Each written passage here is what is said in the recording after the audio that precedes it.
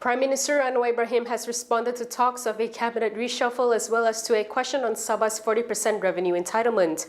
Meanwhile, the police have obtained a 3-day extension of the remand order against Namewee. Stay tuned for all this and more on Kinitv News. Prime Minister Anwar thinks former Minister Ewon may have acted too hastily when he quit the cabinet over Sabah's 40% revenue issue. Speaking to reporters in Tawau today, Anwar said Ewon knew the government hadn't decided yet on whether to appeal the High Court ruling and should have carefully studied the matter first. Kita dah bincang di Jemaah Menteri, maknanya kita akan muktamadkan, saya kata minggu ini, setelah mendengar Peguam Negara dan Jemaah Menteri. Perangai peribadi saya cenderung untuk elak daripada merayu appeal, itu sudah saya jelaskan. Jadi itu terpulang kepada keputusan dia. Kadang-kadang kita ini kerana desakan, macam saya sampai dah semua Pablo. Jadi kita panik semua. Sebagai pemimpin, dia tak boleh panik. Kita kena dengar dan kita tahu keresahan Sabah. Tapi kita tahu juga perlembagaan. Dan prosesnya mesti dilalui. Baca dulu. Penghakiman baru dapat 3 hari yang lalu. Dan kita dapat, ada kekuatan, ada kekurangan. Ya, termasuk yang saya sebut tadi. Jadi baca dulu, dengar Peguam Negara dan kita buat keputusan. Jadi saya fikir terlalu awal untuk beliau buat keputusan. Tapi saya mungkin faham dengan dia rasa terdesak dengan kerana ini yang mereka suarakan. Itu kadang-kadang sebab itu saya kata kempen-kempen ini mesti berdasarkan fakta. Kalau kempen-kempen ini berdasarkan sentimen bagi marah, jadi kita terjepit. Meanwhile, when asked by reporters whether a cabinet reshuffle would be discussed tomorrow, Anwar replied in the negative. Dia rombakan kabinet itu kita tak bincang di mesyuarat Jemaah Menteri. Mesyuarat Jemaah Menteri itu seperti mana saya bayangkan, keputusan memuktamadkan soal sama ada merayu atau tidak. Tapi seperti biasa, negara ini negara hukum. Ada proses dia. Maka kita dengar dulu Peguam Negara. Kemudian kita putuskan. Bayangan pendirian saya telah sampaikan. Jadi kita muktamadkan esok setelah bincang dengan Jemaah Menteri. Ewon, in announcing his decision to quit on Saturday, expressed skepticism that the AGC would advise the government not to appeal the High Court ruling about Sabah's 40% revenue entitlement. It is not clear how his decision to quit as a minister will affect Pakatan Harapan in Sabah, given that he is the state chairperson. Speculation about a cabinet reshuffle had intensified following Ewon's resignation as the Entrepreneurship and Cooperatives Development Minister and in light of other upcoming vacancies. After December 2nd, there will be at least 2 vacancies as Investment, Trade and Industry Minister. Tengku Zafrul Abdul Aziz's second and final term as Senator comes to an end. The terms of 3 other Senator ministers are also due to end on the same date.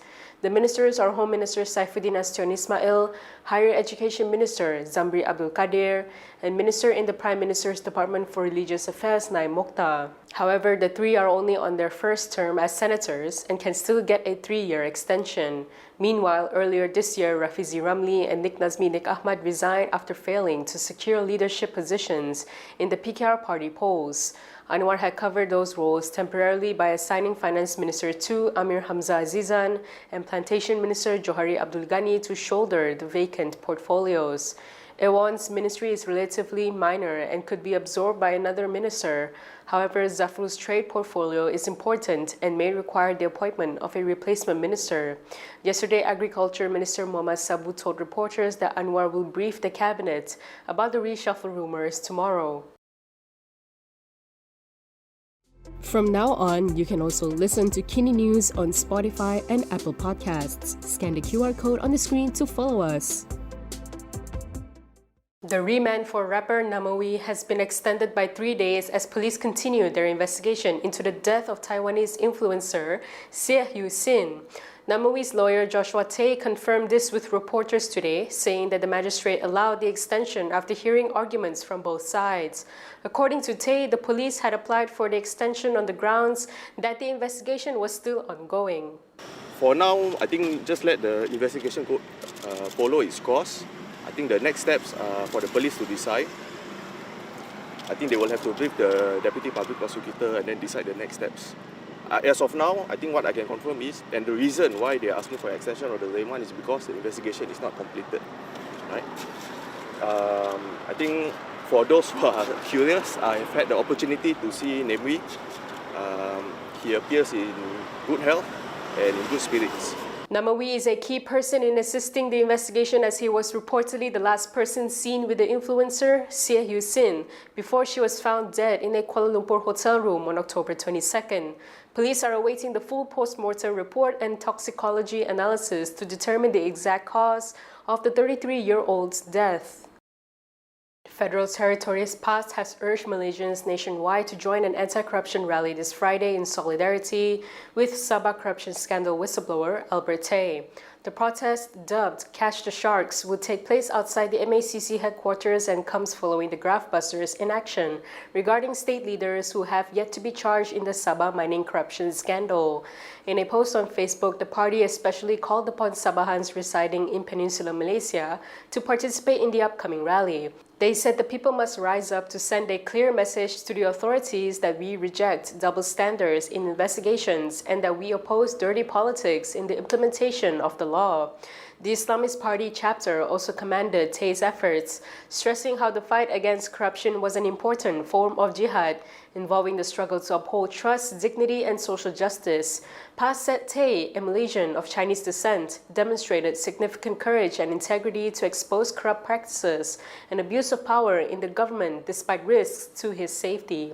They also demanded that all VVIPs linked to the scandal be arrested and brought to justice without favoritism to uphold the rule of law and the integrity of Malaysia's judicial institutions. Pro-Perikatan national activist Sharul Emma Rena Abu Sama, also known as Ratu Naga, had previously announced a rally over allegations that only small fish had been charged.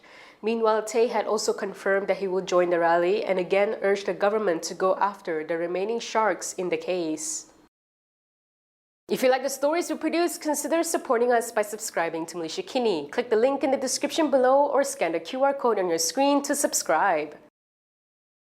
The International Islamic University Malaysia's Arabic language lecturer Soleha Yaakob has defended her claim that the Romans learned shipbuilding from the Malays. In a statement yesterday, Soleha decried the ridicule she has faced over her claim, saying it was the result of extensive studies. She said according to her research, she believes that the first major maritime voyage in human history took place during the time of Prophet Noah. She added that British theologian Thomas Brightwell held that the Malays constituted a distinct race emerging after the great flood of Prophet Noah, and that this group may have been among the earliest maritime navigators. Soleha claimed that her hypothesis is also supported by references in the works of Richard L. Smith and Pierre-Yves Manguin. She also drew a link between Romans' purported search for quality iron to Arabic texts, which she interpreted as saying such iron was found in Al-Qal'a or Old Kedah. However, Soleha conceded that it is difficult to determine exactly how Malay maritime technologies reached the Romans, as such a transfer would have required crossing vast oceans. While Soleha cited various sources to support her claim, her academic rigor in evaluating sources has been called into question. On Sunday, a Reddit user highlighted how, in a research paper in 2018, Soleha had cited satirical news website The Onion as fact. IIUM had previously described her claim as misleading. Last week, the International Islamic University Malaysia expressed regret over a misleading statement made by one of its academics. The institution stressed that the academic statement was a personal opinion and did not represent the university's official position.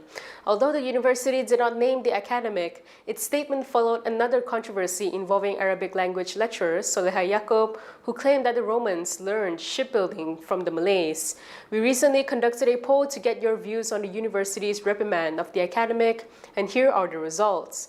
80% of voters believe the reprimand was necessary, emphasizing the importance of providing accurate academic facts. Meanwhile, 8% feel the reprimand was too harsh and that academic freedom should be encouraged. 9% think academic freedom should be exercised responsibly and be balanced.